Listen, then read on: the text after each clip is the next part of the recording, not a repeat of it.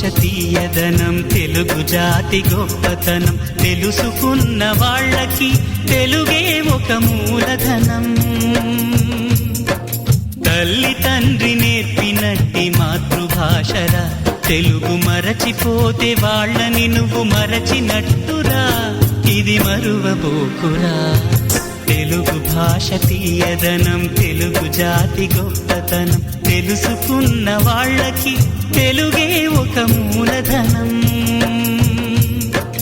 తల్లి తండ్రి నేర్పినట్టి మాతృభాషరా, తెలుగు మరచిపోతే వాళ్ళని నువ్వు మరచినట్టురా, ఇది మరువబోకురా.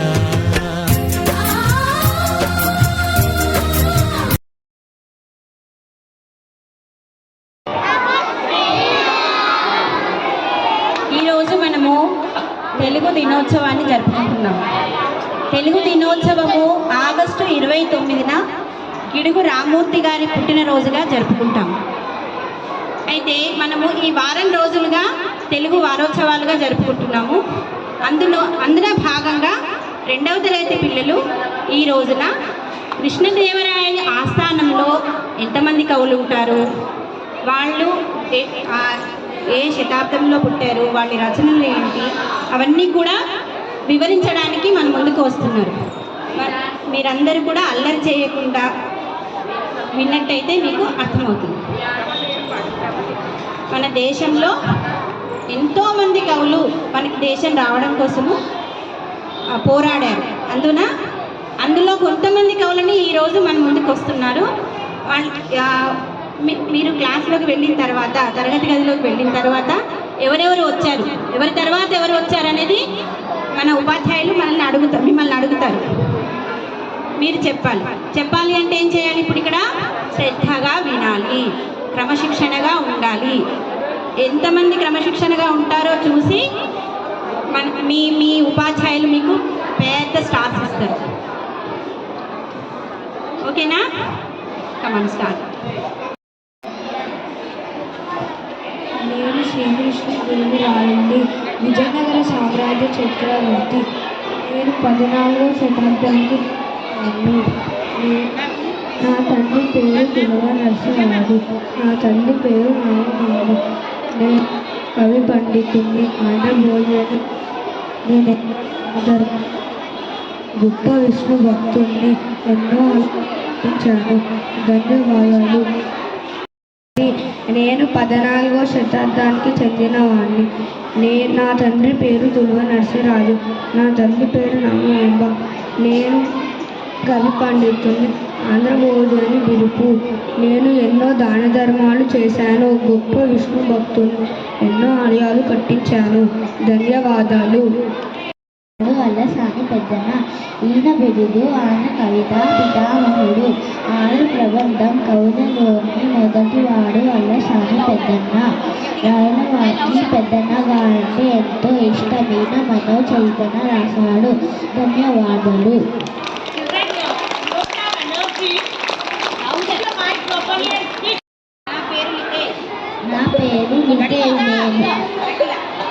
నా పేరు లిటల్. నేను 2వ తరగతికి ఈ సెషన్లో చదువుతున్నాను.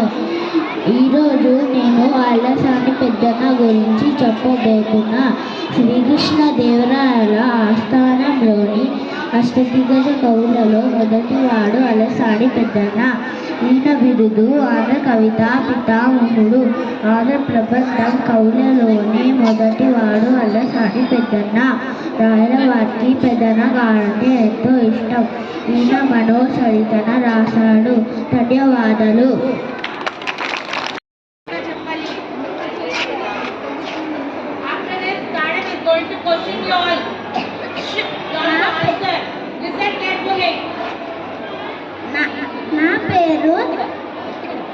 నా పేరు నంది తిమ్మన్న, ముక్కు తిమ్మన్న అని కూడా అంటారు.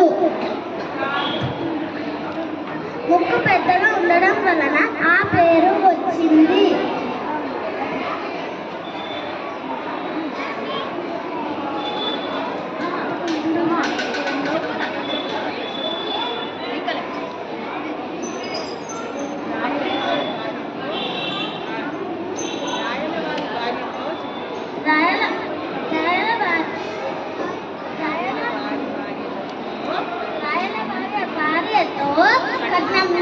వచ్చాం. విజయనగరం నుంచి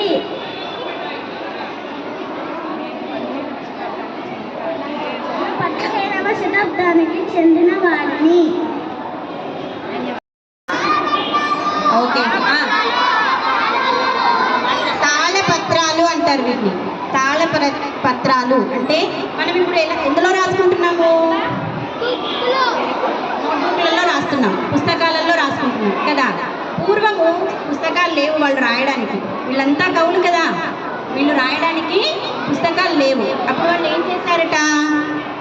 వీటిలో రాసుకునేవాళ్ళు. వీటిని తాళపత్ర గ్రంథాలు అంటారు. మరి దీన్ని దేంతో తయారు చేస్తారు? అట్టలు కూడా లేదు అప్పుడు. అట్టలు ఉంటే పుస్తకాలు వచ్చాయి కదా, అట్టలు కూడా లేవు. అప్పుడు తాటి ఆకులతో తయారు చేసేవారు. తాటి ఆకు అంటే తాటి చెట్టు అంటే పామ్ ట్రీ. పామ్ లీవ్స్తోని తయారు చేసుకొని వాటి మీద రాసేవాళ్ళు. అది ఎలా రాసేవారు? పెన్ను పెన్సిల్ కూడా లేదు. మరి ఎలా రాసేవాళ్ళు? రాళ్లతో కాదు, ఫెదర్స్తో. వెరీ గుడ్, ఫెదర్స్తో రాసేవాళ్ళు. అలాంటిది నంది తిమ్మన గారు తీసుకొని వచ్చి రాయల ఆస్థానంలోకి తీసుకొని వచ్చారు.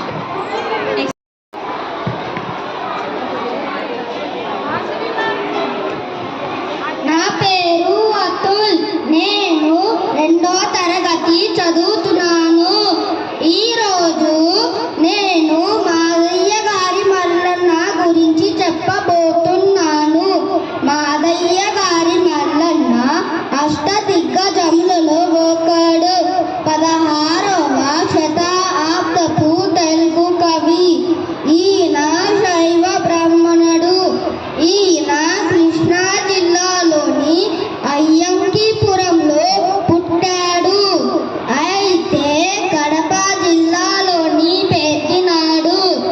ఈయన గురు శివాచార్యులు. 516 గద్య పద్యములతో రాజశేఖర చరిత్ర రాశాడు. ధన్యవాదములు. గూర్జటి.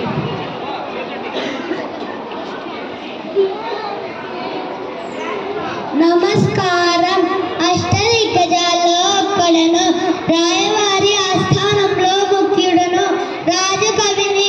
నేను మహాకవి గూర్జటిని. మా అమ్మగారి పేరు సిక్కమ్మ, మా నాన్నగారి పేరు నారాయణ. నేను శ్రీకాళహస్తి పట్టణ వాస్తవ్యులను. నేను శివుని అనుగ్రహం పొందినవాడును. నేను 16వ శతాబ్దానికి చెందినవాడును. అతులిత మాధురి మహిమ ఏల కలిగిన అని రాయవారు నన్ను మెచ్చుకున్నారు. ధన్యవాదములు. 2వ తరగతి చదువుతున్నాను. నేను అయ్యలరాజు రామభద్రుడు చెప్పబోతున్నాను. అయ్యలరాజు రామభద్రుడు 16వ శతాబ్దానికి చెందినవారు. ఆయన శ్రీకృష్ణదేవరాయల అష్టదిగ్గజాల్లో ఒక కవి. ఆయన కడప జిల్లాలో పుట్టారు. Thank you.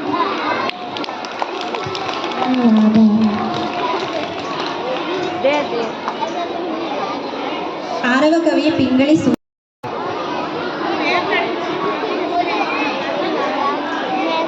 నమస్కారం అందరికీ. నా పేరు వెంకటేశు.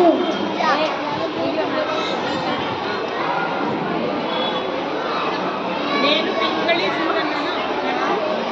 పింగళి సూరన్న చెప్తున్నాను. పింగళి సూరన్న గారు 15వ శతాబ్దంలో కర్నూలు జిల్లాలో జన్మించారు. ఆయన గొప్ప కవి మరియు శ్రీకృష్ణదేవరాయల కొలువులోని అష్టదిగ్గజాలలో ఒకరు. ఆయన చేసిన రచనలలో ముఖ్యమైనవి గిరిజా కళ్యాణం, గరుడా పురాణం అనువాదించారు.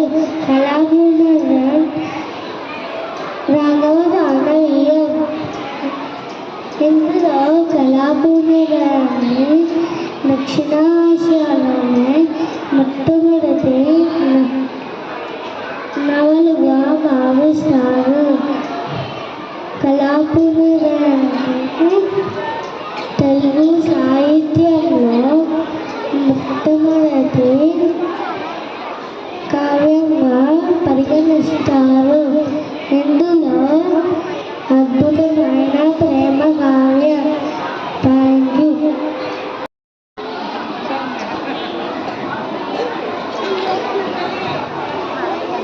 అందరికీ నమస్కారం. నా పేరు చక్రేష్. ఈరోజు ఒక తెలుగు కవి రామరాజు భూషణుడు గురించి చెప్తున్నాను. రామరాజు భూషణుడు ఒక మహాకవి. ఆయన 16వ శతాబ్దంలో జీవించారు. ఆయన శ్రీకృష్ణ దగ్గర పనిచేసేవాడు. ఆయన పద్యాలు, గ్రంథాలు, కవితలు కూడా రాసేవారు. ఆయన రాసిన వాసుదేవం వశిష్ఠరామము అని గొప్ప పుస్తకాలు.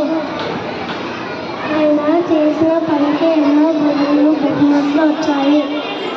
రామరాజు భూషణుడు ఎంతో గొప్ప కవిగా పేర్కొన్నారు. ధన్యవాదాలు.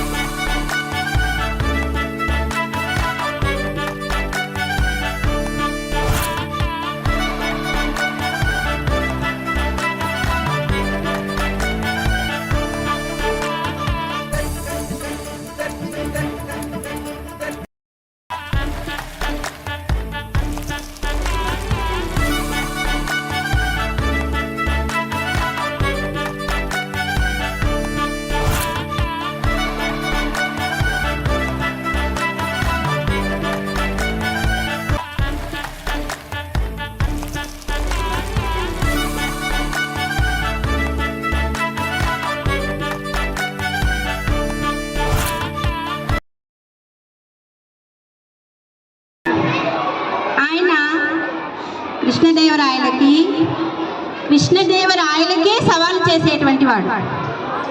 ఆయన తెనాలి రామకృష్ణుడు.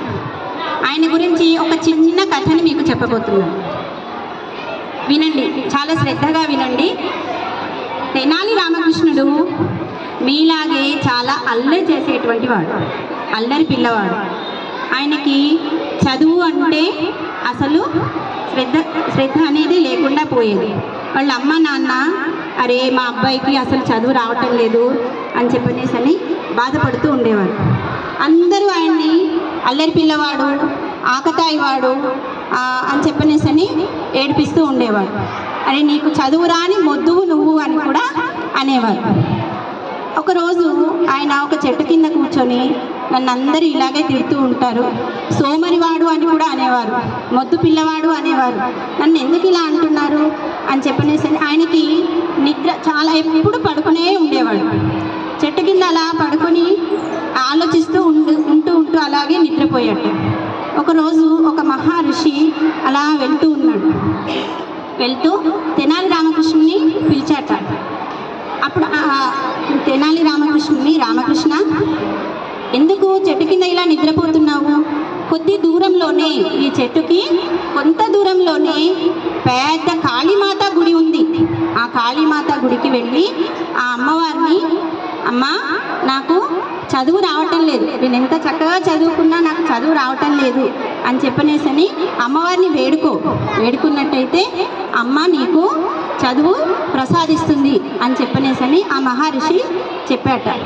తెనాలి రామకృష్ణుడు వెంటనే ఆ కాళీమాత గుడికి వెళ్ళి ఆ అమ్మవారిని వేడుకున్నట్ట. అమ్మ నన్ను అందరూ చదువురాని మొద్దు అంటున్నారు, సోమరి అంటున్నారు, అల్లరి పిల్లవాడు అంటున్నారు అని చెప్పనేసని ఆ అమ్మ ముందు వెళ్ళి ఏడ్చాట. అమ్మ నాకు చదువు రావటం లేదు, ఎలా అయినా నాకు చదువు రావాలి, అందరిలో నేను కూడా గొప్పవాడిని అవ్వాలి, అప్పుడే మా అమ్మ నాన్న నన్ను మా పిల్లవాడు చదువుకుంటున్నాడు అని చెప్పనేసి అనుకుంటారు అని చెప్పి ఆ అమ్మని వేడుకున్నట్ట. వెంటనే కాళీమాత ఆ రామకృష్ణునికి ప్రత్యక్షమైందట. ప్రత్యక్షమయ్యి తెనాలి రామా, నువ్వు ఎందుకు అంతగా బాధపడుతున్నావు? నువ్వు చాలా గొప్పవాడివి అవుతావు, పెద్ద కవి అవుతావు, కానీ నువ్వు శ్రద్ధ పెట్టడం లేదు. నువ్వు చదివే చదువులో శ్రద్ధ చూపించటం లేదు. అందువల్లనే నీవు గొప్ప స్థానంలోకి వెళ్ళటం లేదు అని చెప్పనేసని ఆ అమ్మ చెప్తుందట. మరి ఏం చేయాలి? శ్రద్ధ పెట్టాలి అంటే ఏం చేయాలమ్మా అని చెప్పనేసని రామకృష్ణుడు ఆ అమ్మని, కాళీమాతని అడిగట. అప్పుడు నేను నీకు ఒక చిన్న పరీక్ష పెడతాను, ఆ పరీక్షలో నువ్వు నెగ్గినట్టయితే పెద్ద కవి అయిపోతావు అని చెప్పనేసని ఆ కాళీమాత చెప్పిందట. సరే అమ్మా. అప్పుడు ఆ కాళీమాత 2 చేతులలో, ఒక చేతిలో వెండి చెంబు, ఇంకో చేతిలో బంగారు చెంబు పట్టుకుందట. వెండి చెంబులో పాలు పోసుకొని పట్టుకుంది, బంగారు చెంబులో పెరుగు పోసుకొని పట్టుకొని ఉంది. నీకు పాలు కావాలా? పాలు కావాలి అంటే చదువు బాగా వస్తుంది, పెరుగు కావాలి అంటే జ్ఞానమే వస్తుంది అని చెప్పనేసని ఆ అమ్మ రామకృష్ణునికి వదిలేసి, నీకు ఏది కావాలో అదే, పాలు కావాలా పాలు తాగు, పాలు తాగినట్టయితే చదువు బాగా వస్తుంది, లేదు పెరుగు కావాలి అంటే జ్ఞానం వస్తుంది. జ్ఞానం అంటే చదువు లేని వాళ్ళు కూడా చాలా తెలివి గల వాళ్ళు ఉంటారు. నీకు తెలివి కావాలా, జ్ఞానమే కావాలి అంటే పెరుగు చెంబు తీసుకొని తాగు, లేదు నాకు చదువు కావాలమ్మా అన్నట్టయితే ఓన్లీ పాల చెంబు తీసుకొని పాలు తాగు అని చెప్పనేసని కాళీమాత రామకృష్ణుని చెప్పిందట. రామకృష్ణుడు ఆలోచించట, ఆలోచించి 2 చెంబులు తీసేసుకున్నట్ట, తీసి గబగబా తాగేశాడు. కాళీమాత ఆశ్చర్యపోయిందట. అరే 2 చెంబులు ఎందుకు తాగావు? నేను ఒకటే ఆప్షన్ ఇచ్చాను, పాలు కావాలా పాలు తాగు, లేదా పెరుగు కావాలా పెరిగే తాగు అని చెప్పాను కదా, నువ్వు 2 ఎందుకు తాగావు అని చెప్పనేసని కాళీమాత రామకృష్ణుడిని అడిగిందట. ఇప్పుడు రామకృష్ణుడు చెప్పాట, అమ్మా చదువు ఉంటే జ్ఞానం కూడా కావాలి కదా, తెలివి లేనటువంటి చదువు, క్రమశిక్షణ లేనటువంటి చదువు నాకు అక్కర్లేదమ్మా. పాలు పెరుగు 2 తాగినట్టయితే నాకు చదువు వస్తుంది, దాంతోపాటు మంచి బుద్ధి జ్ఞానం కూడా వస్తుంది కదా, అందువల్లనే నేను పాలు పెరుగు 2 చెంబులో ఉన్నటువంటి 2 పాలు పెరుగు తాగాను అని చెప్పనేసని కాళీమాతకి రామకృష్ణుడు చెప్పాట. అప్పుడు ఆయన ఆలోచనలకి కాళీమాత మెచ్చుకొని, ఇక వెళ్ళు, నువ్వు మంచి కవి అవుతావు అని చెప్పనేసని ఆవిడ కాళీమాత రామకృష్ణుని ఆశీర్వదించిందట. వెంటనే వచ్చేసి గబగబా ఇలాంటి తాళపత్ర గ్రంథాలన్నీ తీసి చదువుకోవడము, మంచి బుద్ధిమంతుడు అవ్వడము, ఆ తర్వాత మెల్లిమెల్లిగా రాయలవారి ఆస్థానానికి వచ్చి అక్కడ రాయలవారికే సవాలు చేసే విధంగా, అంటే చాలా గొప్పవాడిగా తయారయ్యాట. ఇప్పుడు ఆ తెనాలి రామకృష్ణుడే మన ముందుకి రాబోతున్నాడు. జన్మించాడు. ఈయన ఒక బ్రాహ్మణ కుటుంబంలో చెందిన వ్యక్తి. ఈయన తెనాలిలో పుట్టడం వల్ల అందరినీ తెనాలి రామకృష్ణ అని పిలిచేవారు.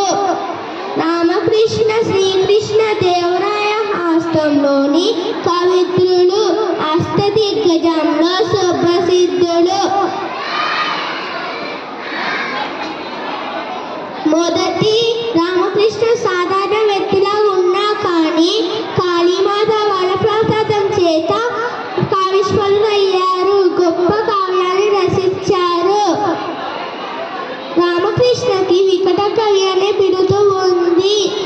ధన్యవాదాలు.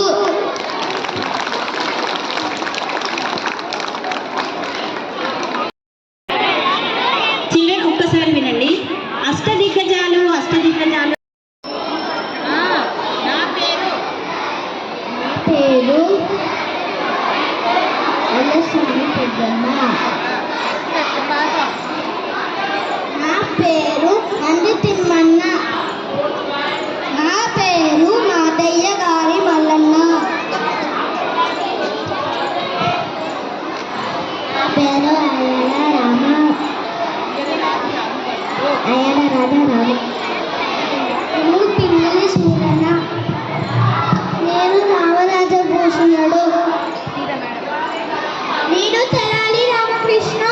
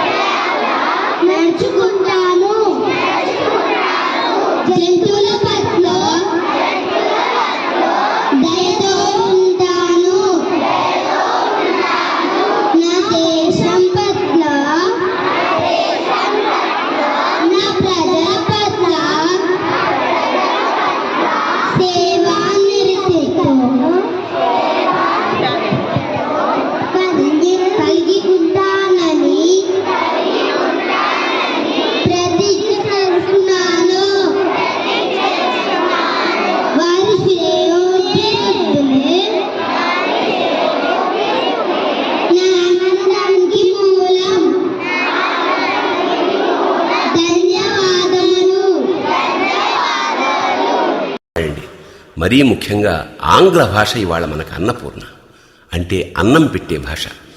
ఇంగ్లీష్ రాకపోతే సగం జీవిక పోగొట్టుకున్నట్టే. అందుకే హాయిగా నేర్చుకోండి, క్షుణ్ణంగా నేర్చుకోండి, ఇంగ్లీష్లో అనర్గళంగా మాట్లాడే శక్తి సంపాదించండి. కానీ మాతృభాషని మరవకండి. అమ్మ అనే పిలుపులో ఉన్న మాధుర్యం మమ్మీలో ఎక్కడుందో వెతుక్కోండి.